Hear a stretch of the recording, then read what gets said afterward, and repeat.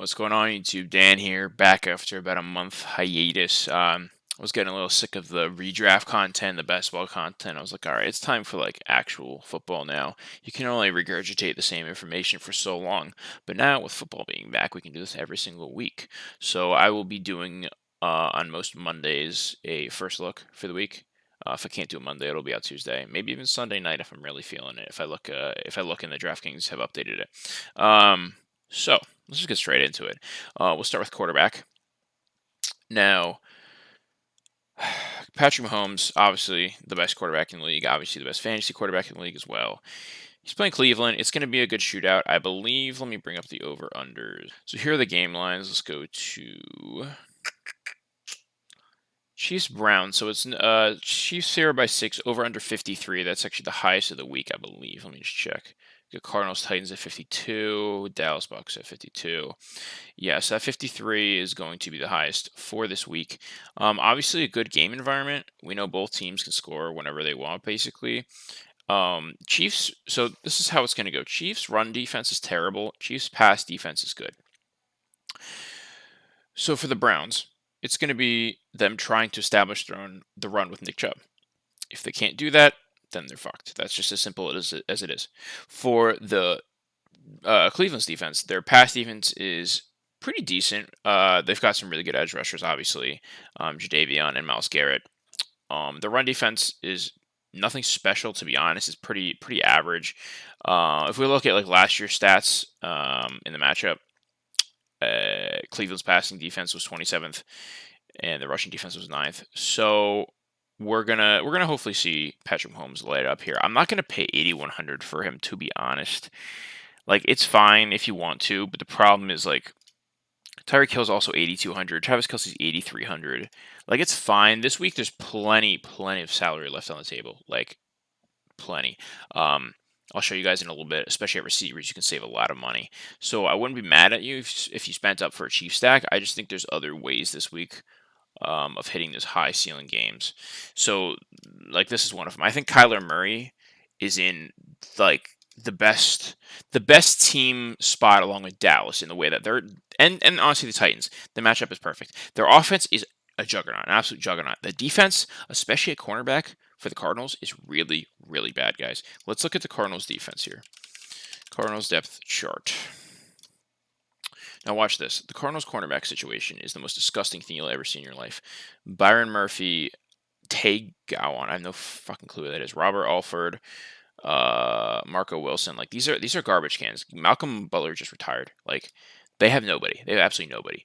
So they're going to be in a shootout here, the Titans and the Cardinals. I don't care which side you pick of it. I think that so many people this week are going to be looking at that Cincinnati versus Minnesota game. For good reason. Obviously, they're both terrible defenses too. But I just feel like the offenses in this Arizona-Tennessee game, I feel like the 52 over-under is just wrong. Just wrong. Like, these defenses are so bad and the offenses are so good that I think they're going to be scoring at will. I wouldn't be surprised if I saw like a 35-38 game. Both of them can shoot out. I don't mind the Hopkins pairing at 7,800. I know it's not too much cheaper than Tyreek Hill, but like the Browns defense passing wise is way better than the Titans defense passing wise. A.J. Brown is dealing with like a knee injury, and Julio is dealing with some other injury that we don't know about. But I think they're both going to obviously be ready for week 1. This happened to A.J. Brown last year. He missed like the first 2 weeks because of the knee injury. He always has knee injuries. I think he'll get over it. I prefer Julio for the $300 savings. I know it's not a lot, but I just think Julio is just straight up better than A.J. Brown. I know that's contrarian, and everyone loves A.J. Brown and is thinking he's like the best receiver to ever exist. But I do think it's Julio Jones, and he's a top 5 receiver all time. You got to play him. You got to play him in the spot. Just against that Cardinals TB room, like, I can't imagine. Honestly, the double stack might even be it. Screw Derrick Henry. He'll have a field day too, but honestly, maybe just go Tannehill and both receivers. I know it's a lot to pay for, but I personally won't do it, but maybe if you're in like a small field GPP where you don't need to get everything perfectly right, like if you're in the Millie Maker, the $5 Millie Maker where there's a million entrants, do not do a double stack like this. It's just too much of your salary gone. You're not going to get everything right. Like, if this is for a small tournament, like 5 to 10,000 people, where you only need to get certain games right.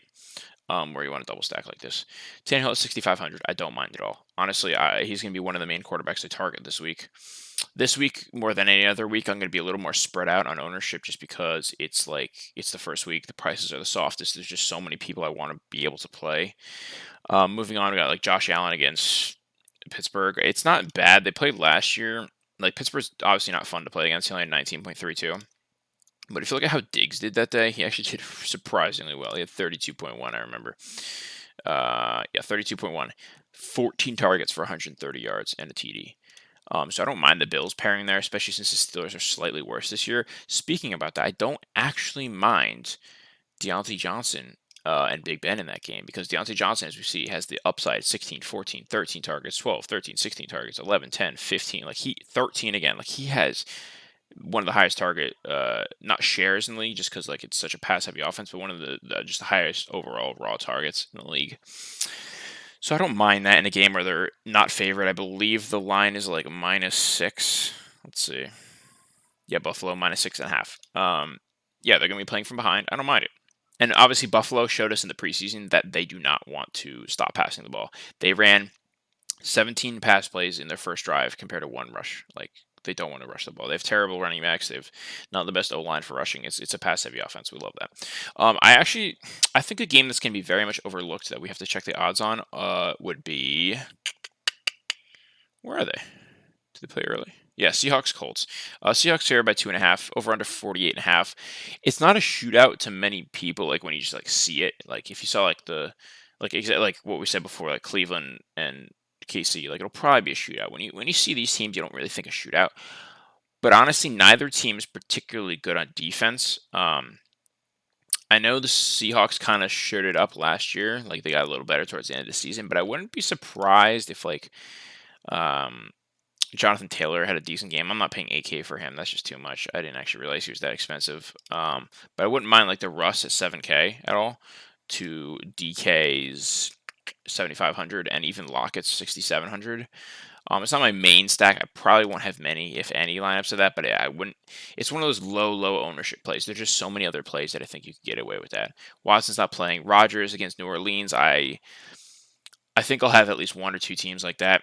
I'm thinking about playing 10 to 15 teams this week, just so you guys know. I'll put them into single and triple entry formats. I'm playing like low volume tournaments with like higher buy-ins, just because I don't want to enter a $5 million maker. Like, there's no way I'm winning that.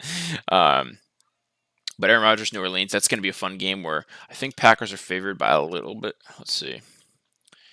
Yeah, we're favored by 4. That's honestly over under 50. Wow. Okay, so even with Jameis, they're expected to score like a relatively all right amount. That's not bad. Honestly, the Rodgers to Devontae to Alvin Kamara run back, not bad at all. Not bad at all. I'm not going to get too much into these other quarterbacks. I think, okay, Jalen Hurts against Atlanta. This is just good. This is just a good matchup. These 3 games where he played fully. Granted, Dallas, Arizona, New Orleans, great matchups last year. Actually, New Orleans was a tough defense, so that wasn't great. But Arizona and Dallas were 25, 40, and 24 fantasy points. Definitely not bad at all. He has the serious rushing upside. Breaking 100 yards this game, 63 and 69 in those games with a rushing TD here. He showed he actually can break the 300-yard mark with some touchdowns. He did it twice. That's very good to see, especially with no receivers last year. Guys, Devonta Smith, I think I might have so much Eagles here, because we know Atlanta's garbage, right? Devonta Smith, guys, is 4,500. 4,500. I know he's never played a snap in his life, but I will be playing Devonta Smith at 4,500. This is what I mean about savings. A guy who has upside of like 8 to 9 to 10 targets at 4,500. Man, how do you not pass on that, or how do you not take it? The other guy I want to talk about, there's a couple of these receivers down here. Marvin Jones at 3,600. Everyone is going to be playing. He has that 40-point upside that we love. He's looking like this is what everyone's evaluation of the Jags offense is. Marvin Jones is the number 1, Laviska is the number 2, and Chark is the number 3. I completely fucking disagree. I think Chark is obviously the one, like easily. I don't care if he broke his finger. I don't care how much time he missed. He's the by far best receiver there. Laviska, in my opinion, is just so overrated. There's no upside with him. He runs slants that are like 4 yards deep every single play. No upside whatsoever. Marvin Jones is the clear 2 that some weeks will have number 1 performances. And then Laviska is the far back 3. Like, not even close to these 2 when it comes to just those upside weeks. And that's what you need to take down tournaments. You don't want just like a 18-point game. Like, okay, that's cool. But you want those, like, you want that ability to go 30, 28, 41. Like, Laviska has that not, like, nowhere in his locker. The guy that I was trying to show is Marcus Callaway. This guy's going to probably be the most owned player in the slate. I have no idea what ownerships are yet. I'll have to like look at Awesome or something like that. I have no clue. But like, guys, this guy's going to be popular. Everyone loves him after the preseason. Everyone saw the 2 Jameis touchdowns that were like beautiful bombs. He had 5 catches for 104 yards and 2 touchdowns in like 1 half. It was pretty nasty. And Jameis, he hones in on his favorite target. I just don't. Like, I like it. I don't mind it at all. And I'll probably have it in my Rodgers stacks. I'll have to get different elsewhere. But I feel like he's being a little overrated. Like, for 3,400, I get it. Like, he's just that cheap. You kind of, like, in cash games, you have to play him, obviously. And same with Marvin Jones. But, like, in tournaments, I don't know if he has that upside. I know he just got 30 points. But in, like, real games against real defenses, against, like, Jair Alexander, I don't know, man. I might pump the brakes a little bit on Callaway just for tournament exposure. Cash games, go ham. Is there any quarterbacks I missed? I don't mind Matt Ryan against Philly. I don't mind Trevor Lawrence against Houston. Obviously, Houston's terrible. I would probably stack him with Marvin Jones or DJ Chark, as I was saying before. No Laviska love. Cousins is going to be one of the most over-owned quarterbacks this week, and it's for good reason. He's playing Cincinnati. He'll probably put up like 24 to 28 points, but it's just gonna be too over-owned. Everyone's gonna be playing Jefferson and Thielen. Like, I see higher upside with just like Jalen Hurts, a way higher upside. Trevor Lawrence about similar-ish upside, maybe a little less, but like, he's an unknown commodity. Big Ben had some really spiked weeks, 37, 28, like 22, 32. Like, he has it 28 in his locker still. Everyone else, I guess Burrow's gonna be like probably the most owned quarterback, probably like 10 to 12%, maybe. Daniel Jones, no way. Tua, no way. Not against New England. New England's just going to run the ball like all day. That's about it for quarterback. Let's move on to running back. CMC, I think with all the value that's going to be available with Marcus Callaway, with Marvin Jones Jr., and with some of the other running backs we'll take a look at, I think CMC is going to be about 30% owned. Like, everyone will be jamming him in. The only saving grace where he wouldn't be 30% owned is maybe people like Dalvin Cook against Cincinnati more, because the Jets are definitely a better run defense, but I don't give a single shit because, like, CMC's usage, 2 of these games he left early. KC, and I think it was Tampa Bay, he left early. 10 targets, 5 targets, 4 targets. 18, 23 attempts, and he had 5 touchdowns on the ground and 1 touchdown through the air in those weeks. Like, this man is just so much higher than Dalvin Cook. So much higher. Dalvin Cook, fine, not worth 9,100 in my opinion. Derrick Henry, I just can't do it. When Kamara's 200 cheaper against the Packers, which, he absolutely tore up last year. Where is it? Yeah, 47.4 points against us. This is when Michael Thomas is out, guys. Remember this? Michael Thomas out, 14 targets, 13 receptions, 139 yards, 2 TDs through the air, and 58 on the ground. On 6 carries, he had 58 on the ground. Like, this man was so damn efficient against us. It's probably going to happen again. We're loving Kamara here. Just so much Kamara. Jonathan Taylor, too expensive against Seattle. Like, he's a good under-the-radar player, probably like 4 to 5% owned, but like, I can't do it. I've been all over Saquon Barkley. I have so much Saquon Barkley this year in best ball. But week 1 against Denver, coming off that ACL, I get that you want to be early on players like this, so you want to take advantage of either their ADPs being too low or them just being under-owned in DFS. I think he will be 4 to 6% owned because he has that CMC type upside, but just Denver, man, I don't like that. Like, Denver's just too damn good. Let's look at the line on that game. Like, defensive-wise, Denver's too good. Let's not take that out of context. Denver's not a good team. Denver's favored by 3 with a 42 over-under. Oh, that is so bad. That is so bad. Oh, my God. No. We're not playing Barkley, guys. Don't play Barkley. I love him. Talent's all there. I think upside is like 20-ish points. He might not even get every snap. I have him so much in best ball because I think later in the season he'll be disgusting, but not week one.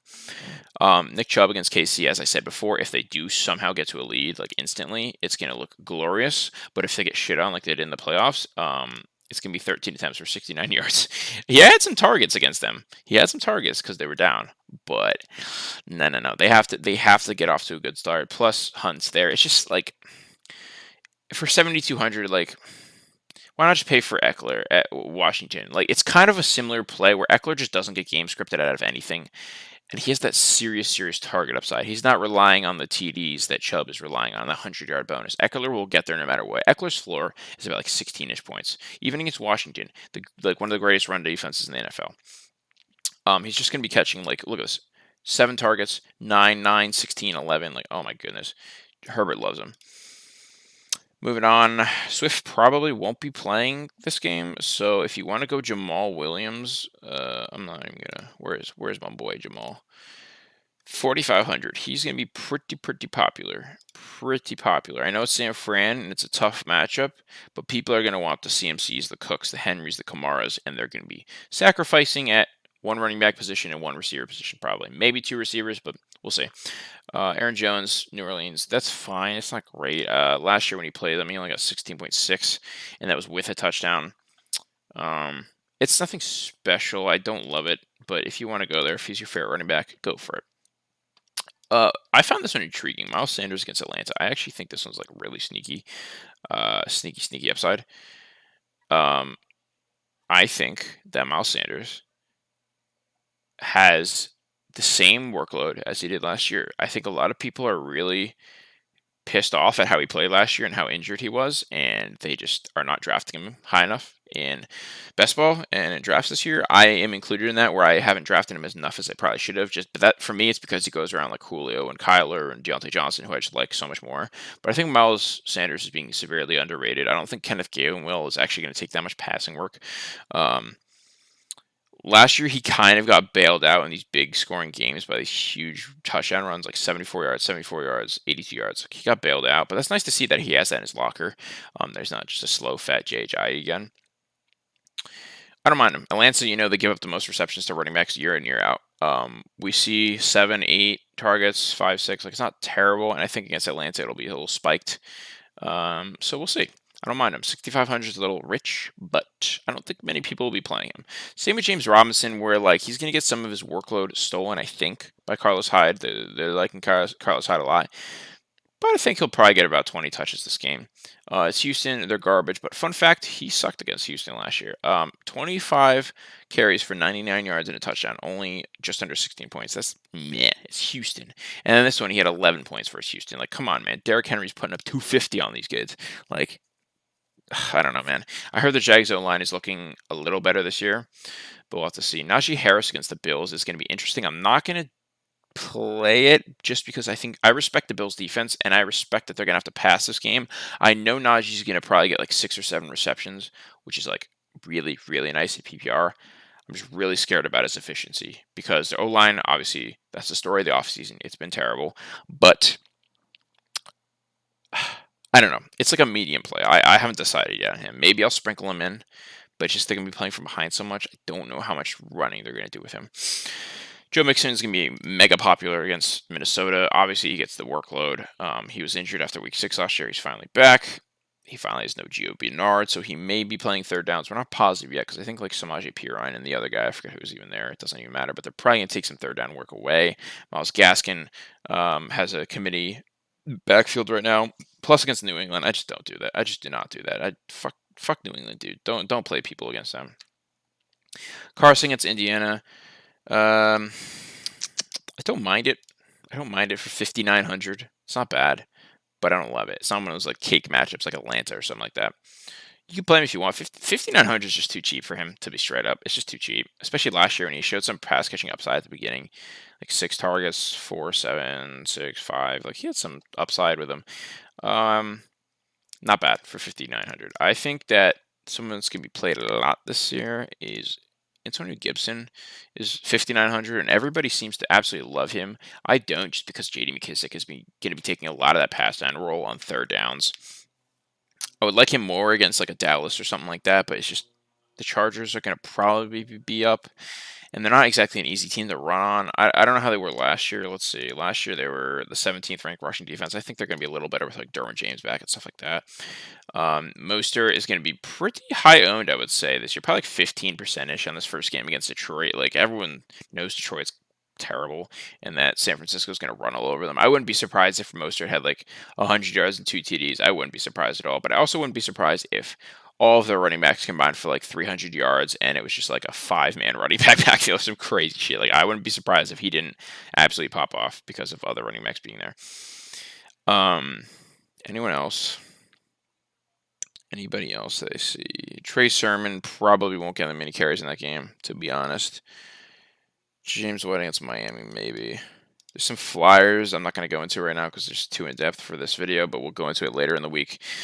Devonta, obviously you always play Devonta if you want like a free 25 points, even though it's New Orleans. Marshawn Lattimore, he's better at covering like those big guys like Mike Evans. He's not going to cover Devonta Adams very well. Devonta will get his work. He'll get his points. That's just how it is. I don't know if the upside's there because it's New Orleans. Let me see what he got against New Orleans. He was out. Oh, but I remember Lazard absolutely shit on them. Let me look at Lazard real quick, boys. Lazard absolutely took a dump on them. Yeah, Lazard had 30 points. He had 8 targets, 6 receptions, 150 yards, and a TD. Yeah, so if he can do that, I could only imagine what Devonta could do. Tyreek, we talked about. Calvin Ridley against Philly, absolute cake matchup. We love to see that. He's probably going to have a sick game. Play Calvin Ridley. Jefferson over-owned. Hopkins hopefully under-owned. I want to play him. Diggs, he'll do well against anybody at this point. I like seeing the Pittsburgh matchup last year. It doesn't matter. He'll be great. Who have we not talked about? Keenan Allen against Washington. I don't see the upside here. I don't see a 30 to 40 point game, but I see an easy 20 points, like 10 for 100 points, or 10 for 100 yards, honestly. Julio, Love, Lockett, McLaurin against LAC.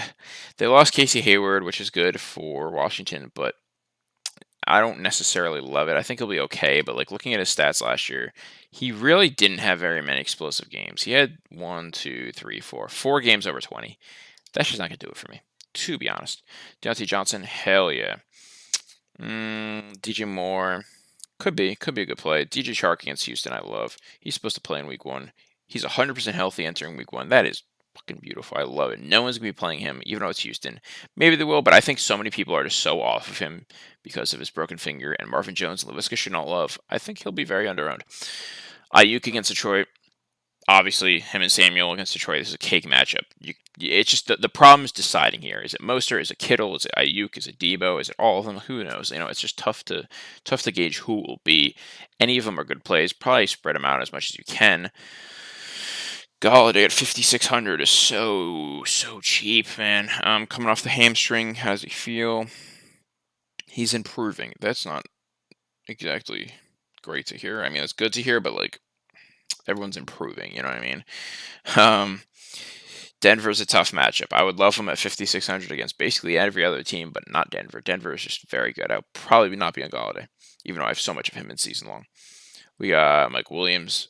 Devontae Parker, not against New England. OBJ against KC is going to be too over-owned for me. KC's defense isn't actually that bad against the pass. He won't get that much volume. If you look at last year, like 10, 6, 6, 8, 9, 3, 1, like he had a 38-point game, and that was it. Like literally, that was it. It's because he took a fucking rushing touchdown to the house. He took a 50-yarder to the house. Like, no thanks. Brandon Cooks against Jacksonville at 5,300. Hell yeah, dude. If he gets the targets and Tyrod isn't like complete garbage, they're going to be playing from behind. They might get some serious garbage time touchdowns. Like, this game might be so bad from both defenses that like the Trevor Lawrence to DJ Chark and Marvin Jones and Brandon Cooks stack goes absolutely nuclear. Like, absolutely nuclear. Sterling Shepard against Denver, same thing. He'll probably do a little better than Golladay just because the slot is a little easier, but still, nah. Cortland Sutton and Jerry Jeudy against the Giants, I do like. I think Cortland will be on Bradbury, which isn't the best matchup, so maybe go after Jeudy, but I think Jeudy will be more popular, being cheaper, only at 4,800. Higgins, everyone loves at 4,700. I'm not going to play him. Maybe 4,700 is very cheap. I'm not sure. I'll figure it out.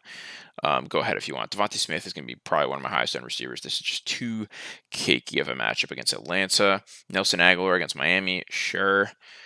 With Mac Jones there, I don't mind him as a deep threat. We talked about the other cheap receivers. Moving into tight end, Kelsey, pay up if you want. He's going to get probably like 20 to 30 points.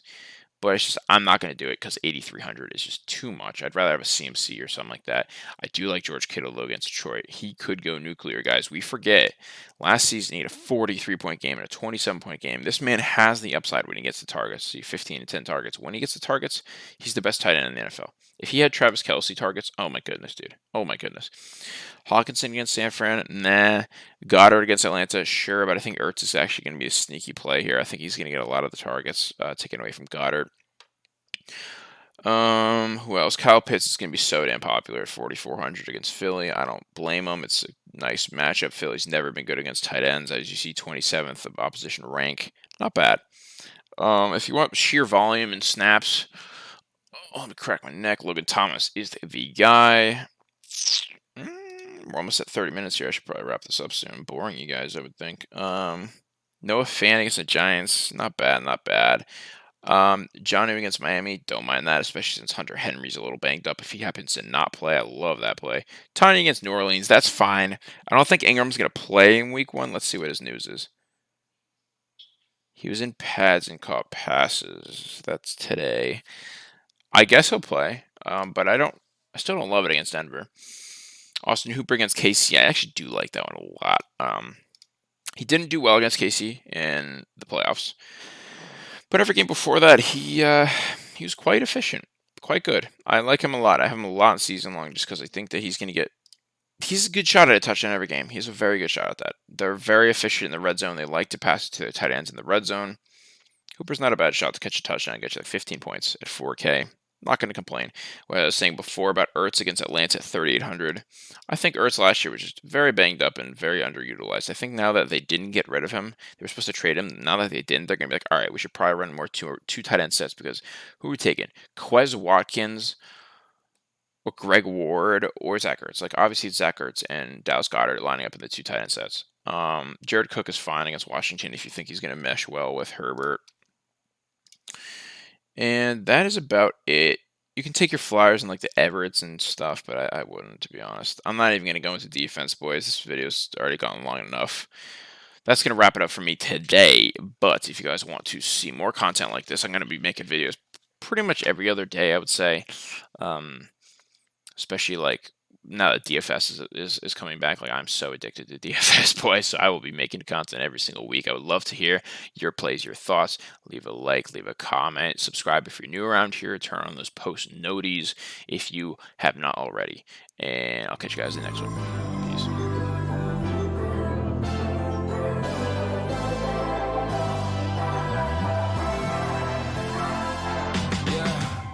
Can never ever find the right words, and there's no way this is real life. There's no telling you're the right girl, so I can only say that it feels right.